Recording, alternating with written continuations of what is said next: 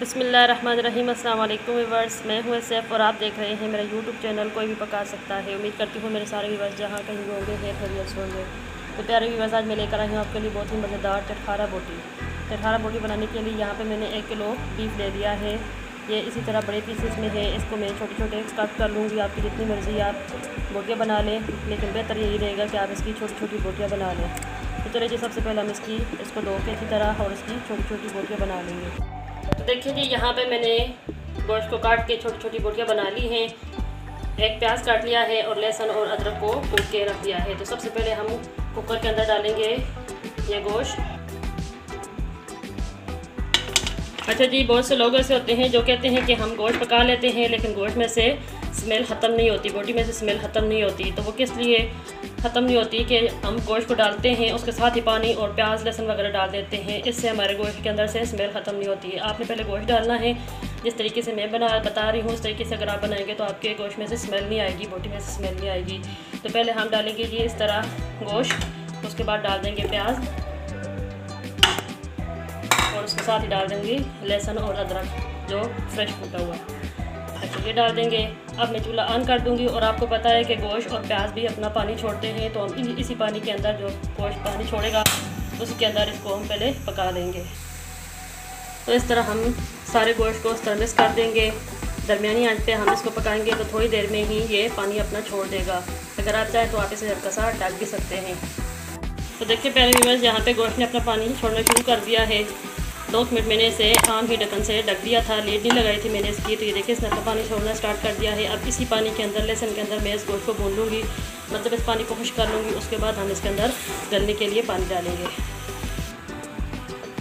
तो देखिए जी, यहाँ पे गोश्त में से सारा पानी जो उसने अपना पानी छोड़ा था वो सारा खुश्क हो चुका है। अब इसके अंदर मैं हस्बे ज़रूरत नमक डाल दूँगी।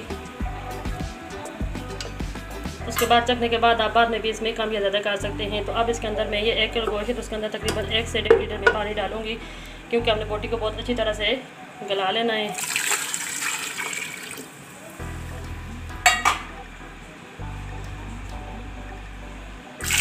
इसके अंदर मैंने 1.5 लीटर पानी शामिल कर दिया है।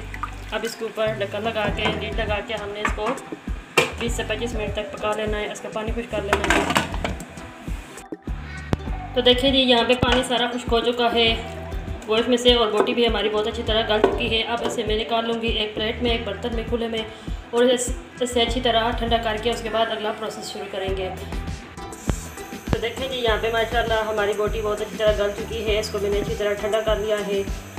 अब इसके अंदर हम डालेंगे कुछ ही खुशक मसाले, वो भी पिसे हुए। 1 चम्मच डालूंगी मैं भर के चाट मसाले का। ये वाले चम्मच में चाट मसाले का डाल रही हूँ। यही वाला आधा चम्मच में गरम मसाला कुटा हुआ।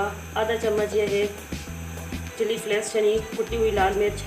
आधा चम्मच हल्दी, चुटकी भर जर्दे का कलर है, और चुटकी आधे से भी कम मैंने नमक डाला है, क्योंकि गोश्त को बॉयल करते वक्त भी मैंने नमक डाला था।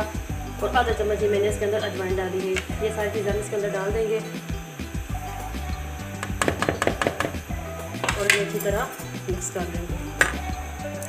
इसको मैंने अच्छी तरह मिक्स कर लिया है। अब इसी ट्रे के अंदर मैंने तकरीबन 1.5 चम्मच सिरका डाला है। अगर आपके पास लेमन है तो आप लेमन का जूस डाल दें। मेरे पास लेमन नहीं थे तो मैं सिरका डाल रही हूँ 1.5 चम्मच इसी ट्रे के अंदर, ताकि जितने मसाले हैं ये इसके अंदर ही चले जाए। ये डाल दिया है। अब इसके बाद मैं डालूँगी ये 2 चम्मच भर के कॉर्नफ्लोर के। कॉर्नफ्लोर से क्या होगा कि हमारी जो बोटी है वो क्रिस्पी बनेगी। 2 चम्मच ये डाल देंगे। अब इनको भी अच्छी तरह मिक्स कर लेंगे।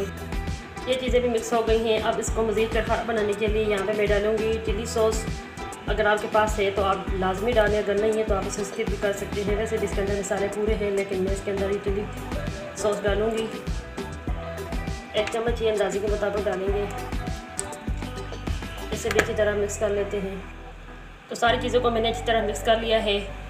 इधर मैंने पैन के अंदर ऑयल डाल लिया है। ऑयल को हम अच्छी तरह गर्म कर लेंगे। उसके बाद हम इसके अंदर एक एक करके सारी बोटियाँ शामिल करेंगे और इन्हें अच्छी तरह फ्राई कर लेंगे। देखिए जी, यहाँ पे ऑयल हमारा गर्म हो चुका है।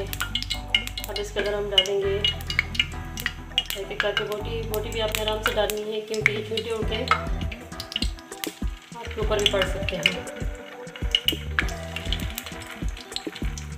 इस तरह करके हम एक एक करके सारी बोटियाँ डाल देंगे।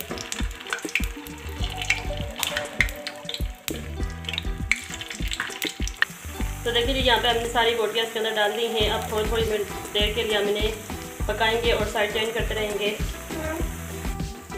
तो देखिए जी यहाँ पे देखिए माशाल्लाह हमारी बोटियाँ फ्राई हो चुकी हैं। अब इन्हें मैं निकाल लूँगी।